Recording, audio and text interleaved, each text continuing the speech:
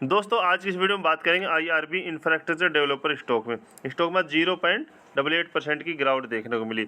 अब क्या करें, क्योंकि काफ़ी निवेशक इस स्टॉक में फंसे हुए हैं और स्टॉक एक जगह ही कंसोलिडेट कर रहा है। स्टॉक में बड़ी तेज़ी नहीं बन पा रही है, तो बड़ी तेज़ी कब बनेगी, स्टॉक होल्ड करें, सेल करें, 100 रुपये का टारगेट कब दिखाएगा, इन सब के ऊपर बात करेंगे। लेकिन उससे पहले यदि आप लोगों ने चैनल को सब्सक्राइब नहीं किया तो प्लीज़ चैनल को जरूर सब्सक्राइब करें।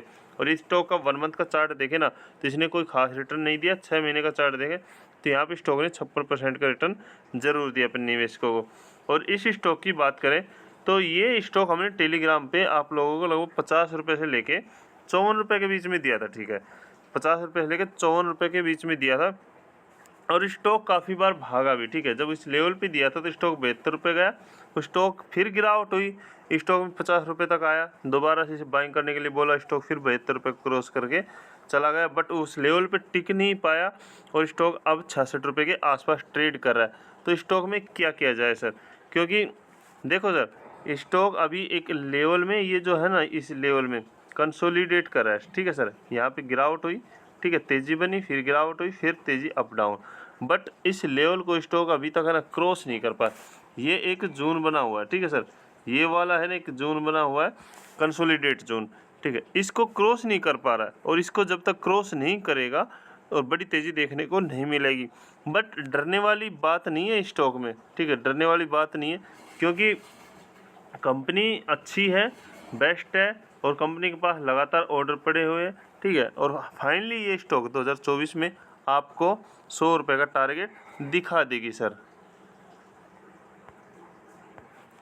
और यदि एनएससी पे डाटा देखें तो इसमें जो वॉल्यूम रहा, जो ट्रेडिंग वॉल्यूम रहा लगभग 495 लाख का रहा। ठीक है, और जो वैल्यू रही है 331 करोड़ की रही है और डिलीवरी बेस पे आज 51% उठाया गया है, यानी कि गिरावट में भी 51% डिलीवरी बेस पे स्टॉक को उठाया गया है। और अभी इसमें यदि हम एएमओ ऑर्डर देखें ना, एएमओ ऑर्डर तो बाइंग क्वांटिटी लगी हुई है 2,03,095 क्वांटिटी बाइंग की तरफ लगी हुई है। तो इससे ये इंगित होता है कि कल स्टॉक में तेज़ी बनने की संभावना है, यानी स्टॉक में बुधवार को स्टॉक में तेज़ी बनने की संभावना है। बट जिसके पास स्टॉक ओनली लगो, क्योंकि होल्ड रखो।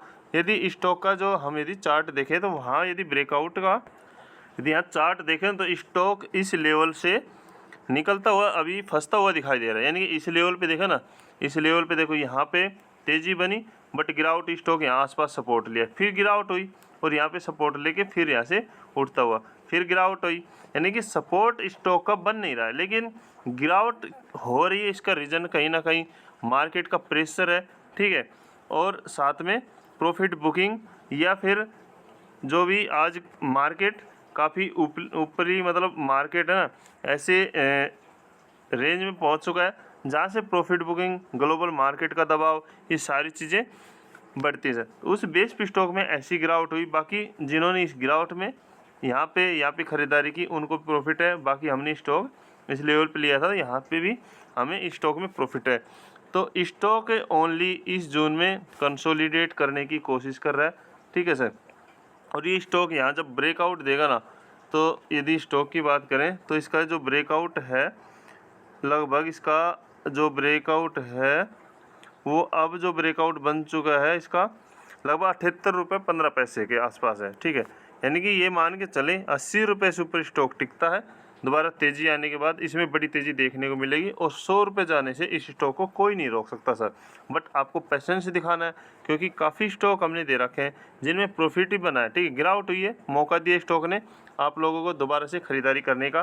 ठीक है, बट जब ये स्टॉक यहाँ पे ऐसे गिरावट का मौका देता है तो आपको खरीदारी करने का मौका देता है, ये गिरावट होती है सर।